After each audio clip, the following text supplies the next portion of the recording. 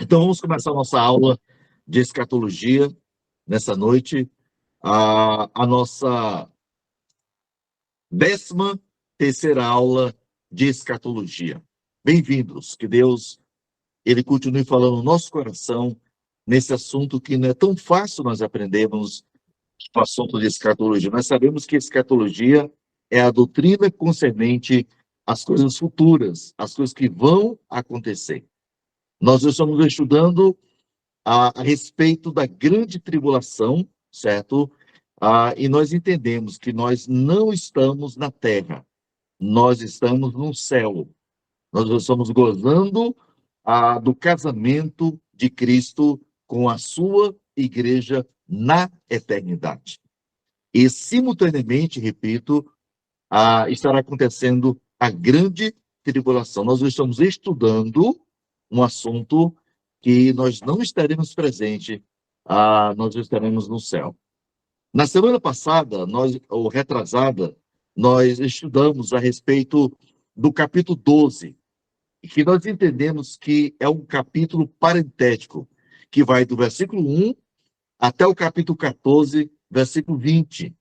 E o contexto desses capítulos é o contexto que diz respeito à nação de Israel na grande tribulação. Então, a nação de Israel está na grande tribulação e Deus está tratando com essa nação. Você pergunta, por que, pastor, Deus permitiu que essa nação, a menina dos seus olhos, fosse para a grande tribulação? Qual era o objetivo?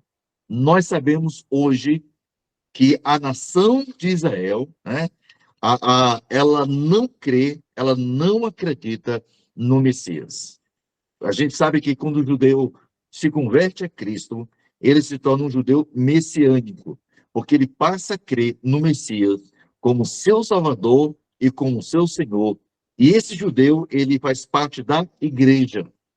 Ele vai ser arrebatado juntamente com os salvos da presente dispensação, que é a igreja. Então, Deus está tratando de uma nação, a nação dele, na grande tribulação. Então, é muito importante, extremamente importante, amados, que a gente faça uma interpretação correta dos personagens que estão contidos nesse capítulo aqui, o capítulo 12. Nós falamos na semana passada de alguns personagens que o capítulo tem. A gente falou sobre a mulher, né? Já definimos quem é essa mulher. E hoje nós queremos falar sobre o dragão. A gente vai falar sobre a mulher, falamos sobre a mulher, vamos falar sobre o dragão. Quem é esse dragão? Vamos falar sobre o filho varão, sobre Miguel, sobre os restantes da sua descendência, versículo 17 do capítulo 12, a besta que sai do mar, versículo 1, capítulo 13, e a besta que sai da terra, versículo 11 do capítulo 13. Então, a grande pergunta, com base no versículo 3, é quem é o dragão? Certo? A gente já falou sobre que a mulher faz referência à nação de Israel, na grande tribulação. E quem é esse dragão? O versículo 3, você pode acompanhar comigo na tela a imagem do dragão, mas o versículo 3 diz assim, da palavra de Deus: viu-se também outro sinal no céu, e eis um dragão. Então, quem é esse dragão? No versículo 9 do capítulo 12, diz que esse dragão é chamado de Satanás. Então, esse dragão, a gente pode definir com toda certeza que é Satanás.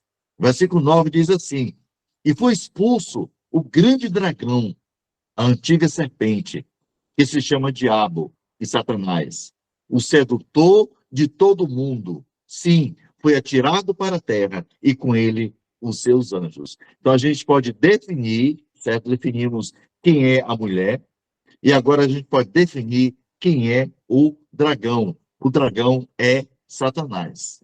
O versículo 3 diz que esse dragão ele não é apenas um dragão, é um dragão grande e vermelho. Então, o inimigo mortal da mulher, que representa, que é a nação, é Satanás. Nesse livro de Apocalipse, nesses 22 capítulos, a palavra Satanás aparece 13 vezes, né? Como um dragão. Então, quando você lê dragão, faz referência a Satanás. Mas por que que esse dragão é vermelho? Por que que não poderia ser preto, azul? Por que que é vermelho? Vermelho aqui fala de derramamento de sangue, né? Satanás, ele é sanguinário, ele é cruel, ele veio para matar, roubar e destruir. Então, representa o sangue que ele vai derramar na grande tribulação. Diz a Bíblia que, no capítulo 12, que ele tem 7 cabeças e 10 chifres, né? E 7 diademas. Essa linguagem aqui é uma linguagem figurativa, retratando o domínio de Satanás, de 7 reinos do mundo passado e 10 reinos do futuro. Então, Satanás, ele vai reinar, ele reinou no passado, toda a história mostra o reino de Satanás sobre os ímpios, sobre os governos da iniquidade, mas também ele vai reinar sobre 10 reinos no período da grande tribulação, sabe? Eu creio que reinos pagãos, socialistas, inimigos do povo de Deus. Satanás, ele governou e governará o mundo até que a 7ª trombeta soe. O capítulo 11, versículo 15, diz o seguinte: o 7º anjo tocou a trombeta, e houve no céu grandes vozes, dizendo: o reino do mundo se tornou de nosso Senhor e do seu Cristo, e ele reinará pelos séculos dos séculos. Então, ele vai reinar até a segunda vinda de Cristo. Quando Cristo vem com a sua igreja, acaba o seu reinado. O seu reinado termina ali. Evidentemente, no tempo do fim, Satanás vai operar através do anticristo e do Império Romano reivindicado, né? Reivindicado, melhor dizendo. O que a gente entende é que o reino romano não é um reino político que vai ser aliado ao anticristo na grande tribulação.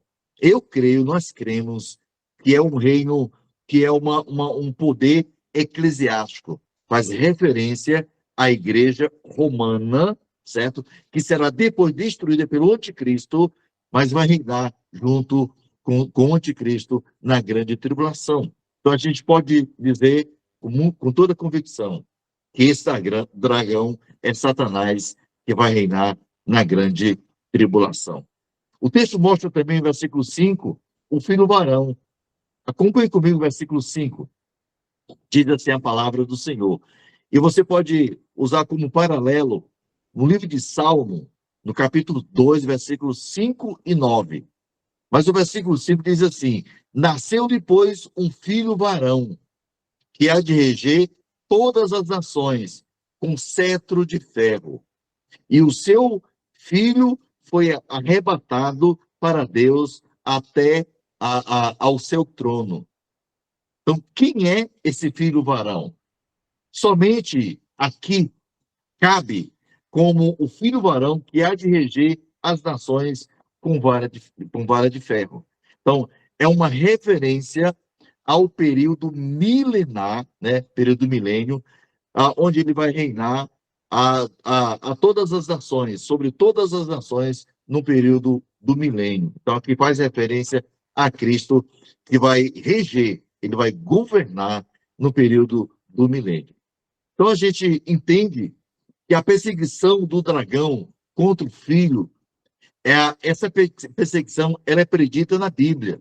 Lá dentro do livro de Gênesis, a gente percebe que Satanás, o dragão, sempre perseguiu para matar a nação de Israel, de onde viria Jesus. No livro de Gênesis, no capítulo 3, no versículo 15, olha o que a Bíblia diz para nós. Lá no comecinho da Bíblia, já havia essa perseguição, mas olha o texto profético. Porém, inimizade entre ti e a mulher, entre a tua descendência e o seu descendente. Este te ferirá a cabeça, se ferir a Cristo, e tu lhe ferirás o calcanhar. Então, sempre houve uma perseguição contra a nação de Israel. De lá sairia Cristo. Jesus é descendente das 12 tribos dos filhos de Jacó, né? É da tribo de Judá. Então, sempre houve perseguição, sempre querendo eliminar o filho. Então, a gente percebe que Satanás, não apenas ele persegue a nação na grande tribulação, mas ele perseguiu a nação tempos passados. Inclusive, a gente entende a atitude do rei Herodes para matar Jesus, ainda infante, também é referido aqui em Apocalipse 12:4. Você conhece bem a história de Herodes, onde ele matou as crianças, mas o alvo dele era atingir o filho que é Cristo Jesus. O texto fala também de Miguel, o arcanjo que luta a favor de Israel.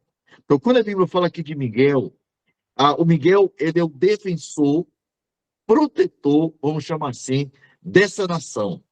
E a gente diz muito claro aqui, que como Miguel, o anjo Miguel, tanto no Velho Testamento, como na grande tribulação, ele sempre está ligado à nação de Israel. Isso mostra o quê? Que Deus está tratando com uma nação, a nação de Israel, no período tribulacional. Diz a Bíblia que em Apocalipse 12:7 foi profetizado em Daniel 12:1. Então, falando de Miguel, Daniel ele profetizou a respeito de Miguel. Olha o que diz o versículo 1 do capítulo 12 de Daniel. Diz assim: nesse tempo se levantará Miguel. Olha o texto profético. O grande príncipe, o defensor dos filhos do teu povo, a nação. Então é importante entender isso. Miguel sempre, repito, ele tratava com a nação. E haverá tempo de angústia, qual nunca houve, desde que houve nação até aquele tempo. Mas naquele tempo será salvo o teu povo. Faz referência à nação que está sendo perseguida, massacrada, após a quebra da aliança, que o anticristo vai quebrar essa aliança com a nação de Israel. Vai perseguir a nação. Então, essa nação vai sofrer angústia, perseguição, mas a promessa de Daniel 12:1 é que essa nação, ela será o quê? Salva. Quando Cristo vem de Sião com a sua igreja para libertar a nação da opressão do anticristo e toda a sua gangue. Então a gente pode entender disso o seguinte: todo aquele que for achado escrito no livro. Então a nação vai ser salva pelo poder de Deus. Quando será expulso o dragão? No capítulo 12, os versos 12 a 14, mostra que Satanás terá pouco tempo para perseguir a mulher, ou seja, pouco tempo para perseguir a nação de Israel. Então, o anticristo, o dragão, Satanás, juntos, o trio satânico, eles estarão perseguindo a nação na grande tribulação. Mas ele tem um período de tempo, né? A Bíblia diz assim: por isso, festejai, ó céus, e vós, os que neles habitais, ai da terra e do mar, pois o diabo desceu até vós, expulso para sempre até vós, cheio de grande cólera. Imagina isso, né? Sabendo que pouco tempo lhe resta. Ele tem pouco tempo, por isso ele vai agir. É como hoje. Satanás sabe, ele tem consciência de que seu tempo, a sua condenação, já foi assinada por Cristo. Cristo pisou a cabeça da serpente na cruz. Mas o que ele vai fazer? Ele vai agir. Ele vai levar o máximo de pessoas com ele ele vai querer perturbar a igreja, perturbar os crentes. Então diz a Bíblia que pouco tempo lhe resta para que ele possa atuar e perseguir a nação de Israel e todo aquele que se converteu a Cristo na grande tribulação. Diz a Bíblia, quando, pois, o dragão se viu atirado para a terra, perseguiu a mulher, que dera à luz um filho varão, e foram dadas à mulher as duas asas da grande águia, para que voasse até o deserto. O anticristo está perseguindo a nação de Israel, ao seu lugar, aí onde é sustentada durante um tempo, tempos e metade de um tempo, fora da vista da serpente. Então, a nação, ao ser perseguida, ela vai fugir para o deserto, para ser protegida por Deus no deserto. Quando a Bíblia fala aqui, nesse texto, este pouco tempo é definido como o quê? Um tempo, tempos e metade de um tempo. Ou seja, os últimos 3 anos e meio. Diz o versículo 14. Então, a nação vai ser protegida durante esse período, a finais da 70ª semana de Daniel. Isso se refere à última metade da semana das profecias da 70ª, repito, semana de Daniel. Nós sabemos que essa profecia sobre o teu povo e sobre a tua santa cidade se refere Jerusalém e a nação de Israel, né? Então aqui é declarada a Daniel que só pode referir-se à nação e também à cidade de Deus, que é a cidade de Jerusalém. Então cada vez que esse período é mencionado nas Escrituras, que período, pastor? 1260 dias, 42 meses, 3 anos e meio, e um tempo, 2 tempos, e metade de um tempo, sempre. Quando você ouvir essas expressões se referem sempre à nação de Israel. E é um período em que Deus está lidando com aquela nação. Isso nunca faz referência à igreja, sempre à nação de Israel. Então, a gente pode dizer com muita firmeza e com muita convicção, é Deus tratando com a sua nação, a menina dos seus olhos. Na primeira metade da tribulação, a mulher, que é a nação de Israel, é protegida pela aliança feita com o anticristo.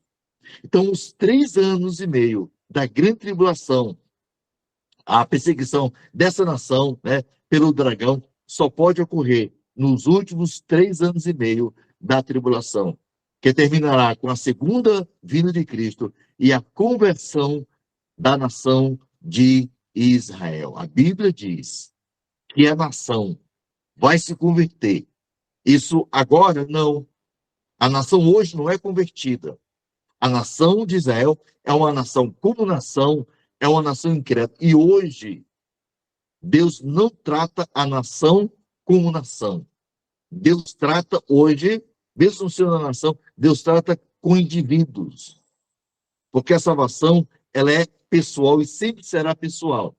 Mas o que nós entendemos é que um judeu precisa se converter para que possa ser salvo. Não tem essa ideia de que eu sou judeu, eu sou descendente das 12 tribos dos filhos de Jacó, eu já tenho a salvação garantida. Não existe isso.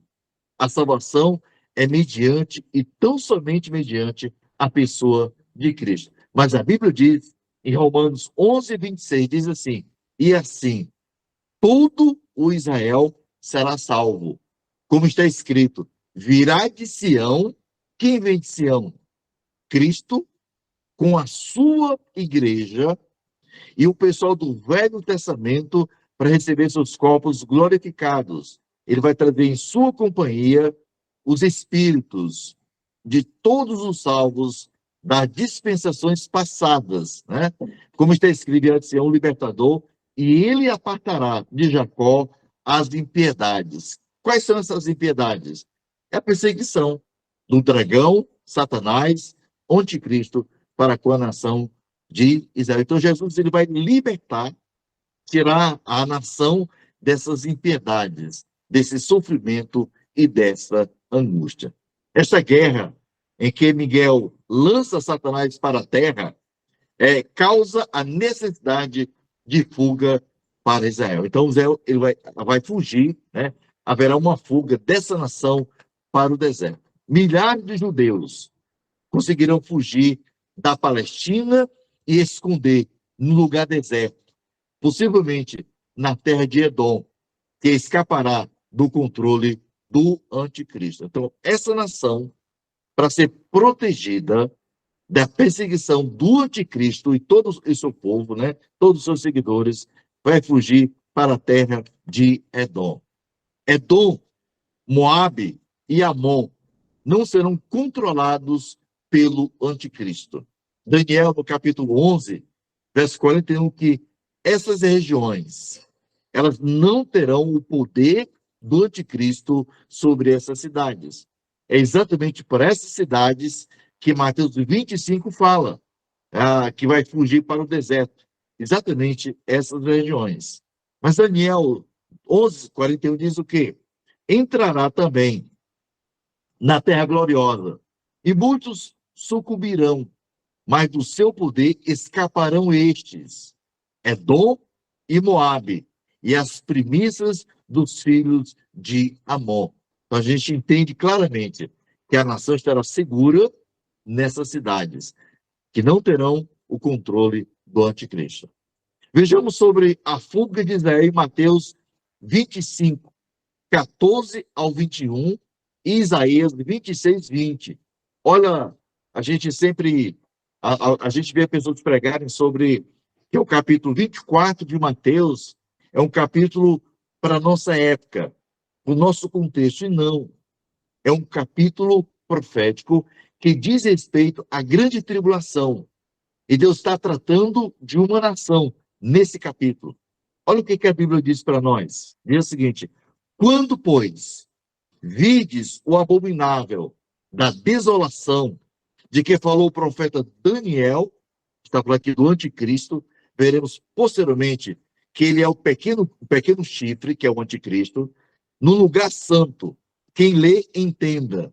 Então, os que estiverem na Judéia, fujam para os montes. Quem estiver sobre o eirado, não desça a tirar de casa alguma coisa.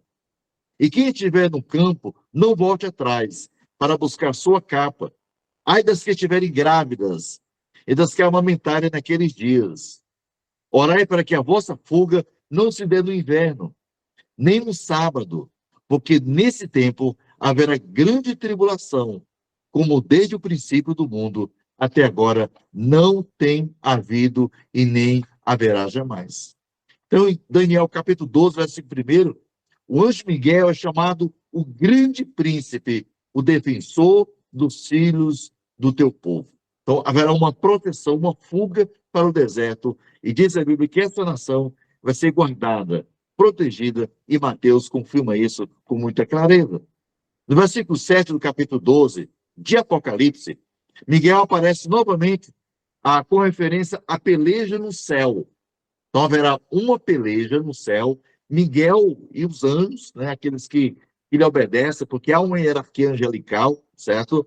E diz que o fato que Miguel aparece em cena mostra que Deus está lidando novamente com a nação de Israel. Então haverá uma peleja, haverá uma batalha dos anjos que não caíram com os anjos que caíram e que viraram demônios. Então há uma grande luta, né? Então a gente pode entender isso aqui com referência que a Miguel está tratando com a nação de Israel. Ok, queridos? No versículo 17 do capítulo 12, ele diz o quê? Fala dos restantes da sua descendência, a descendência da mulher, Israel.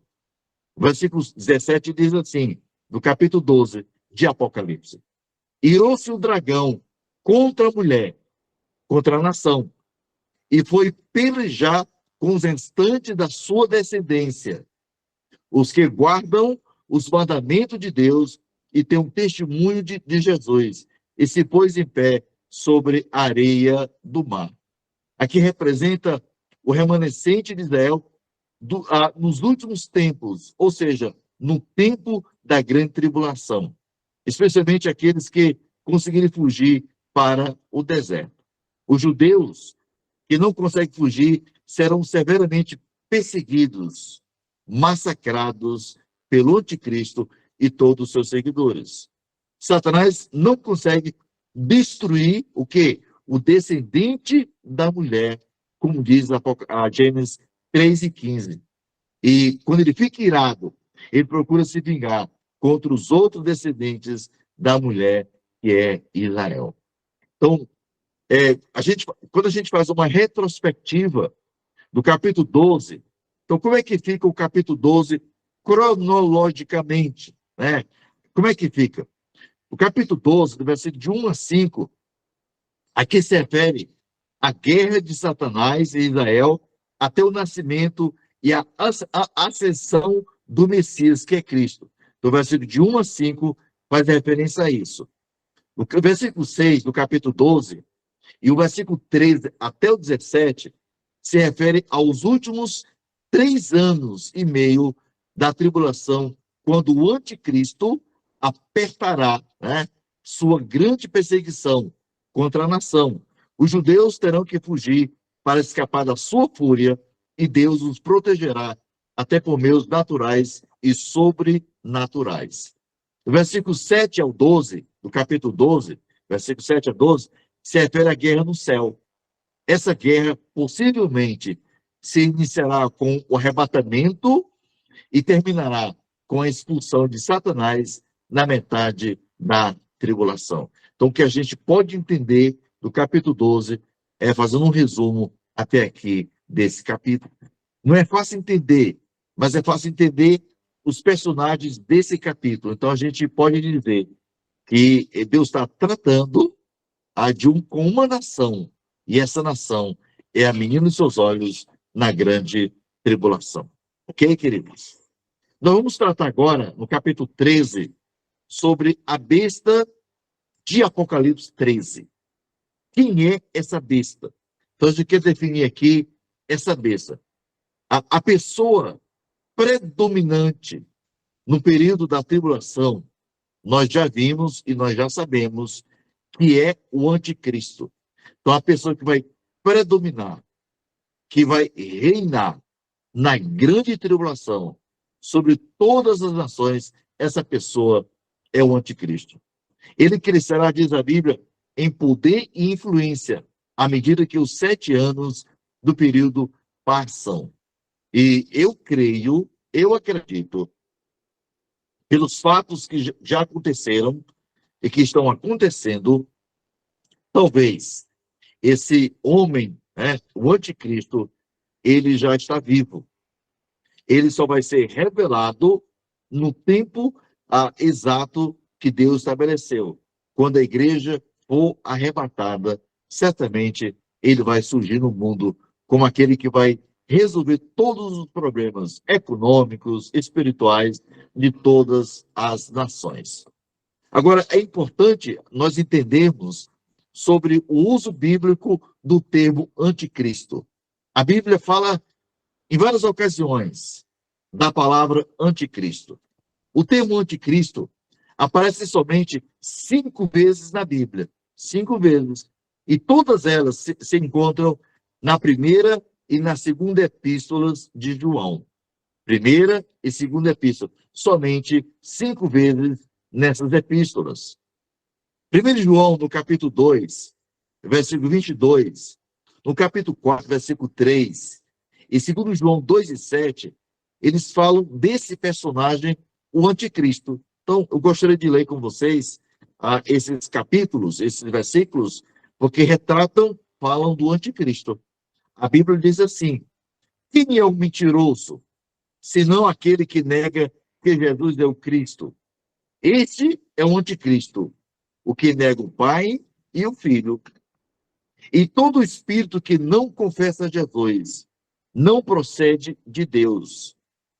Pelo contrário, este é o espírito do anticristo, a respeito do qual tendes ouvido que vem e presentemente já está no mundo. Aqui não faz referência que o anticristo está vivo, né? Mas são pessoas que agem como se fosse o anticristo. No passado, muitos pastores, teólogos, né, identificaram personagens como se fosse o anticristo. Isso é muito perigoso. Não cabe a nós fazermos isso, certo? João diz, porque muitos enganadores têm saído pelo mundo fora, os quais não confessam Jesus Cristo vindo em carne. Assim é o enganador e o anticristo.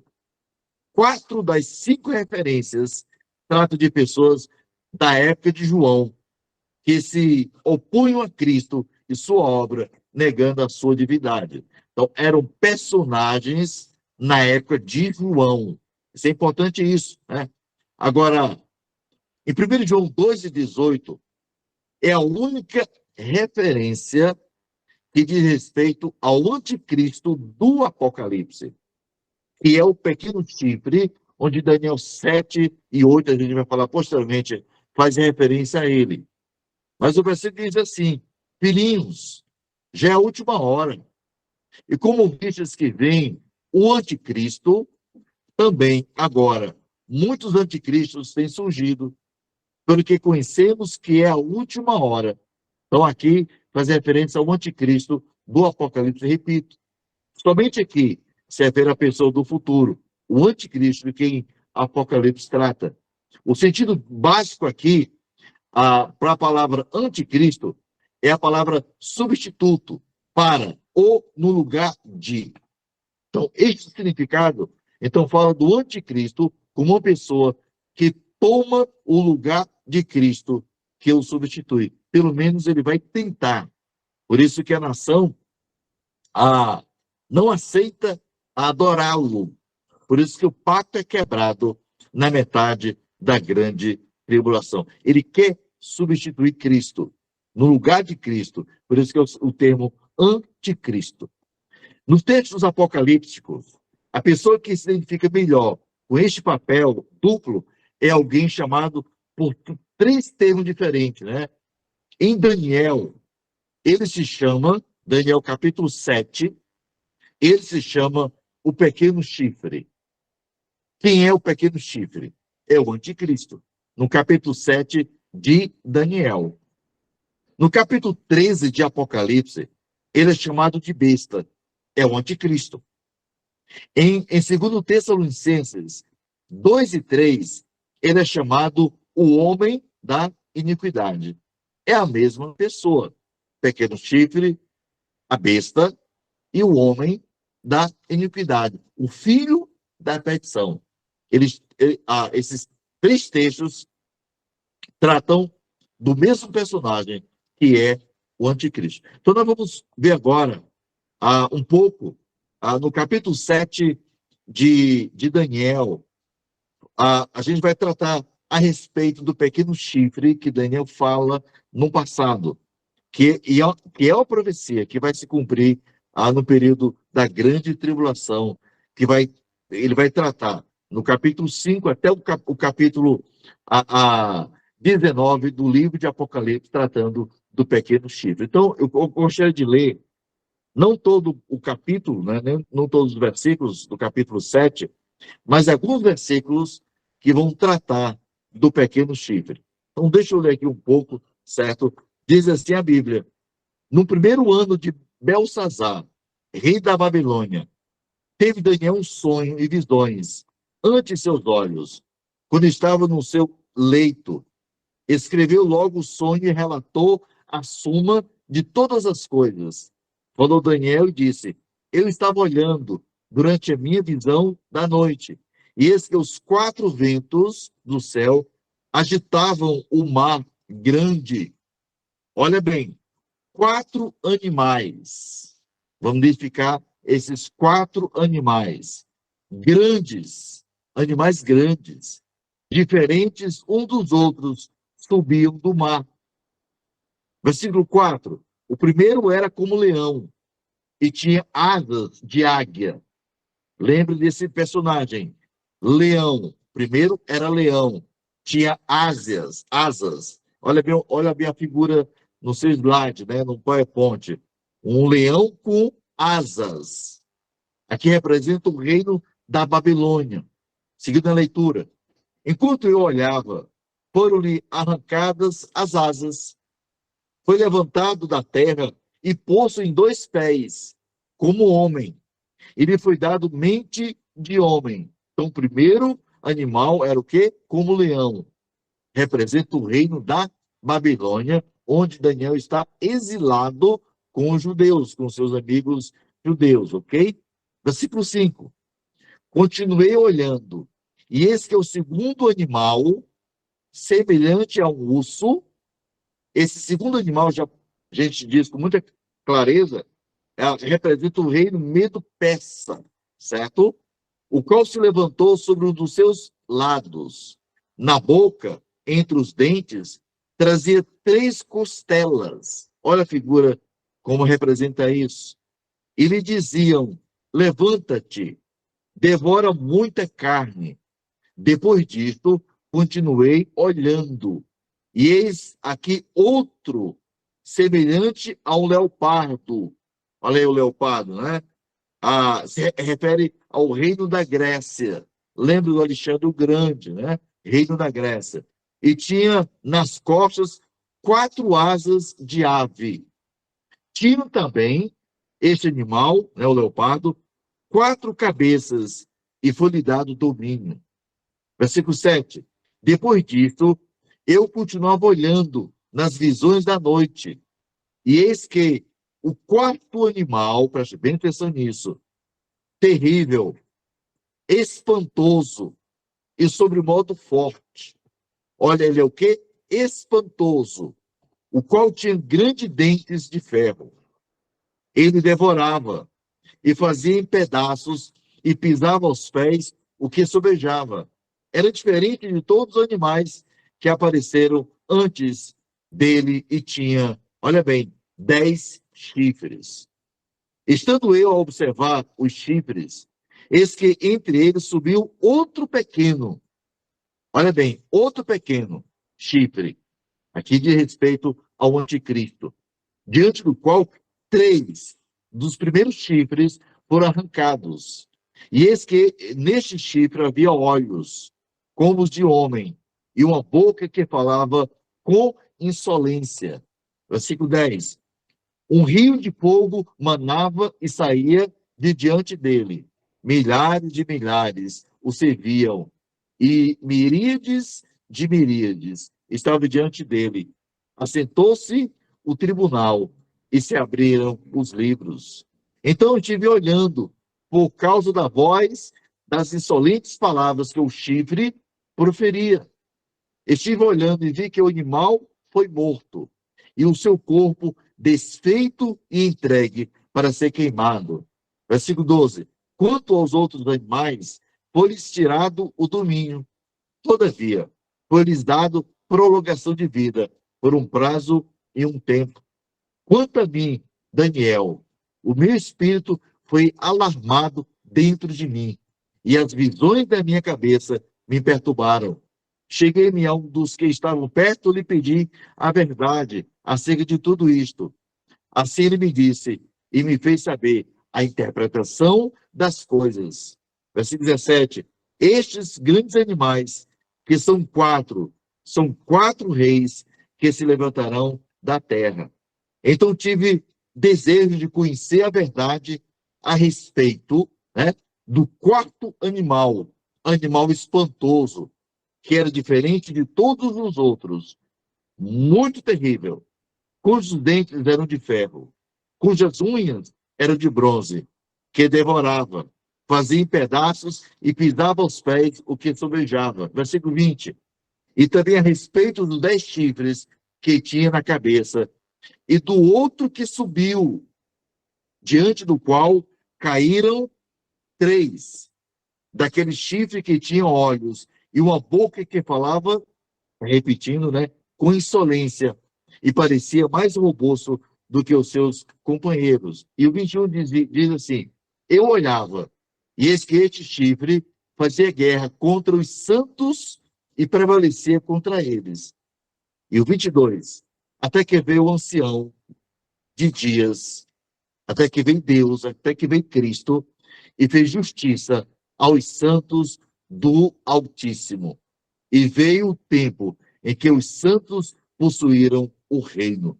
Fala da segunda fase, da segunda vinda de Cristo, que ele vem de Sião dos céus e vai prender Satanás por 1000 anos e vai libertar a nação da opressão do anticristo para que a nação possa entrar no reino milenar. Né? Diz aqui, e vê o tempo em que os santos, a nação, possuirão o reino.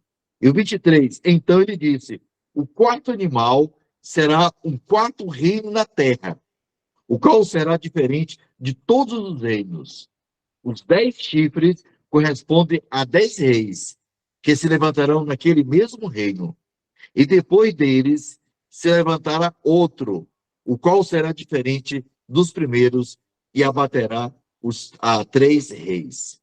25 diz, proferirá palavras contra o Altíssimo, magoará os santos do Altíssimo e cuidará em mudar os tempos e a lei. E os santos lhe serão entregues nas mãos por um tempo, 2 tempos e metade de um tempo. E o 26. Mas depois se assentará o tribunal para lhe tirar o domínio, para o destruir e o consumir até o fim. Então, o que Daniel está tratando aqui? Daniel está tratando, ele faz referência aqui ao anticristo, em várias passagens, 2 das quais são importantes para o estudo aqui. Então, ele está tratando a respeito do anticristo no período tribulacional. É um texto profético, né, que não é um texto que se cumpriu na história.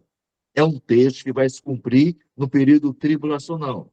Então, na primeira, o termo característico aqui é pequeno chifre. Então, o primeiro texto que a gente vai tratar aqui é a respeito do pequeno chifre, que aqui é empregado. E na outra somente é designado de rei.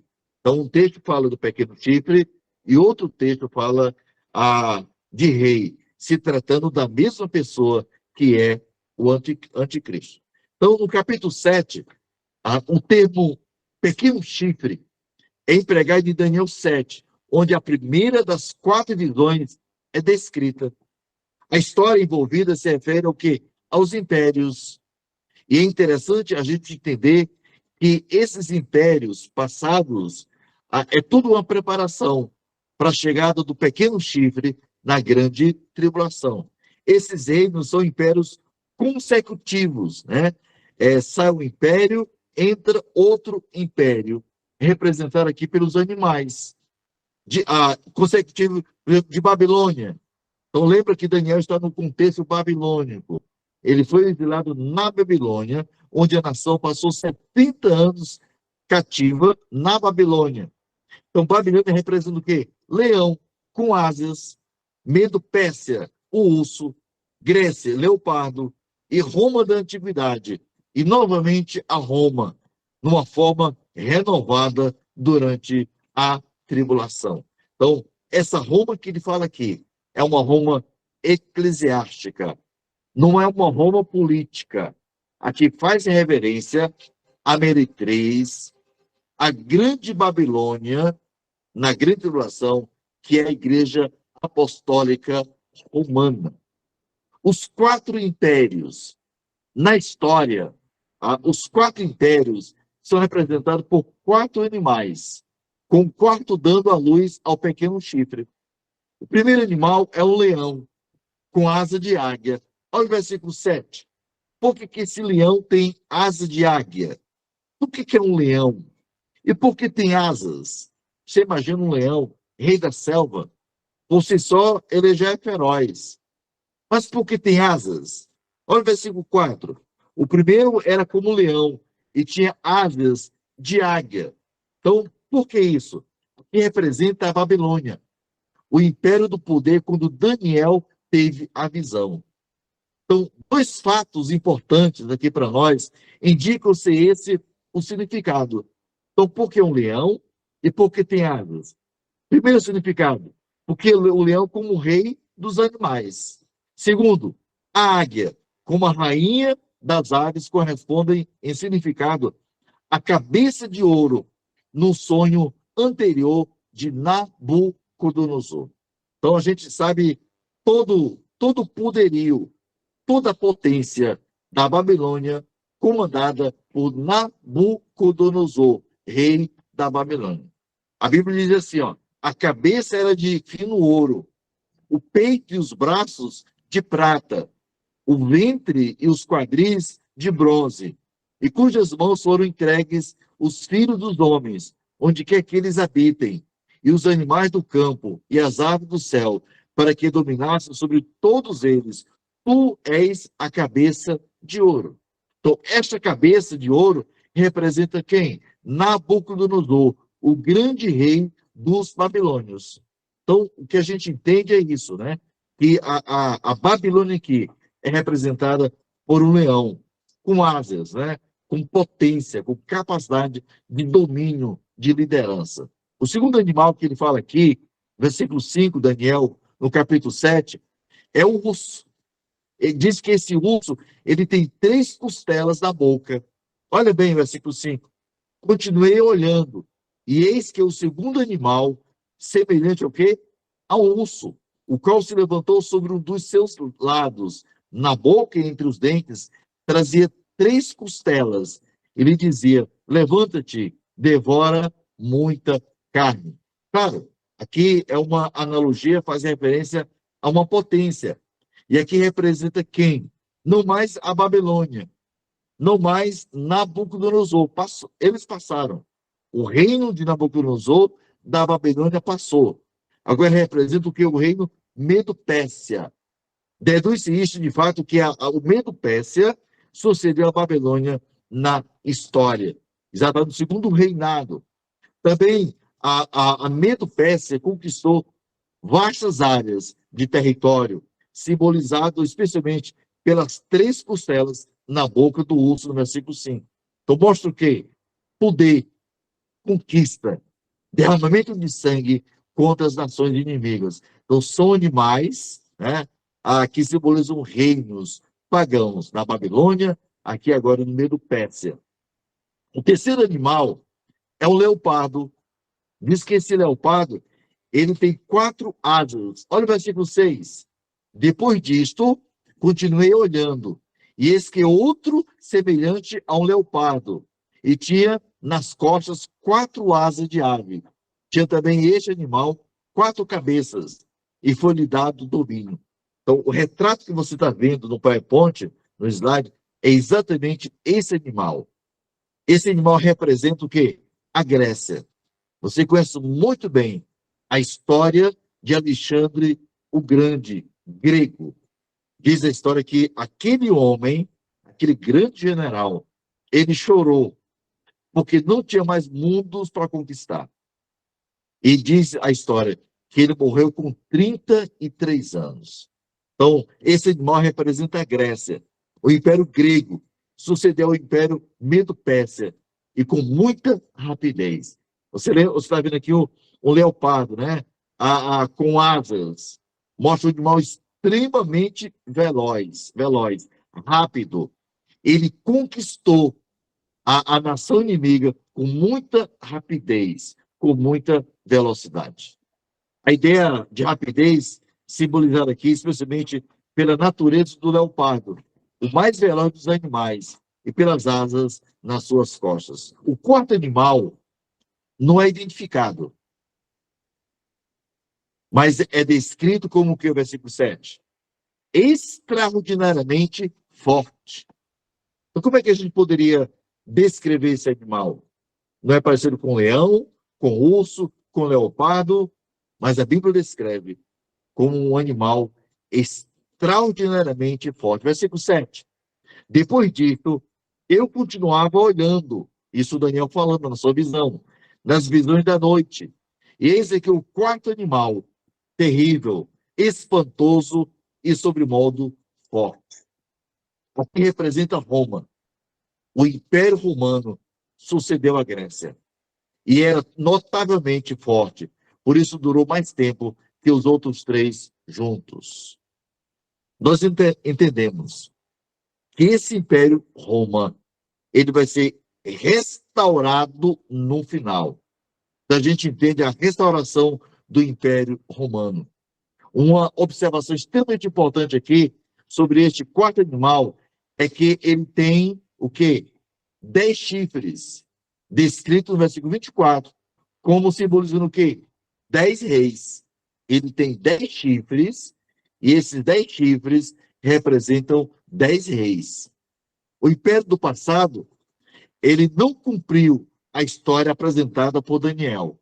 Então, tem que haver uma restauração, porque as escrituras, elas não falham. Então, essas 10 nações, 10 potências, serão restauradas no período tribulacional para se juntar ao anticristo. No versículo 25 do capítulo 7 de Daniel, outra vez é descrito como que orgulhoso, até falando palavras contra o Altíssimo. Claro, amados, aqui faz referência ao anticristo. O versículo declara, mas que ele magoará os santos do Altíssimo. Quem são os santos do Altíssimo? Essa aqui é uma característica anotada anteriormente acerca do anticristo. Ele está magoando os santos, a nação de Israel. Ele continuará nessa atividade por um período descrito como que? Olha o versículo 7 e Apocalipse 12, 6 e 14. Ele vai continuar suas atividades por um período. Um tempo, 2 tempos e metade de um tempo. Corresponde ao quê? A 3 anos e meio, ou seja, 1.260 dias. Essa duração de tempo corresponde ao quê? A última metade da semana da tribulação. O versículo 26 do capítulo 7 de Daniel sugere que o fim do pequeno chifre será repentino e completo. Ou seja, a Bíblia diz que Cristo ele vem, ele vai matar todos os aliados do anticristo com o sopro da sua boca. E eu repito, o sangue dos humanos darão nas redas do cavalo. O versículo diz, mas depois se assentará o tribunal para lhe tirar o domínio, para o destruir e o consumir até o fim. Então, quando Cristo vem, destrona o anticristo e depois vai estabelecer o período milenar aqui na Terra. Então, uma descrição à derrota do anticristo por Cristo na sua revelação. Então, o que a gente entende, o que a gente pode compreender, e a gente vai continuar tratando desse assunto no capítulo 8 de Daniel, tratando ainda do pequeno chifre que faz referência ao anticristo. Então, a gente crê piamente de que o anticristo, ele está vivo. Eu creio nisso. Mas ele só vai ser manifestado quando a igreja for arrebatada. Então, o que a gente pode entender até aqui é o que representa esses 4 animais na história. Poderíamos falar muito mais a respeito deles, mas eu quis trazer de forma bem sucinta para a gente não prolongar muito o nosso assunto. Mas o pequeno chifre das profecias passadas, Daniel 7, faz referência ao anticristo, que não passou, que é uma profecia que vai se cumprir no futuro, que diz respeito ao anticristo. Que Deus nos abençoe e que aplique essas verdades no nosso coração, para que a gente não possa ser enganado, né, por tantos pregadores que falam que nós estamos na grande tribulação e que o anticristo é apenas algo ilusório, não é real. O anticristo, ele é real, ele é uma pessoa, e ele vai agir com tanta força na grande tribulação. Só que nós não estaremos aqui. Deus vai nos guardar da hora da aprovação que virá sobre o mundo todo. Que Deus possa continuar abrindo nossos olhos e desperta em nós o desejo para estudar a Bíblia cada vez mais. Vocês têm a apostila. Estudem, pesquisem, tenham o hábito de ler, de pesquisar, né, de buscar mais informações a respeito do assunto. Existe muito mais. mas eu queria sintetizar aquilo no capítulo 7 e no capítulo 13 do livro de Apocalipse. Que Deus nos abençoe e possa guardar nossos corações. Amém?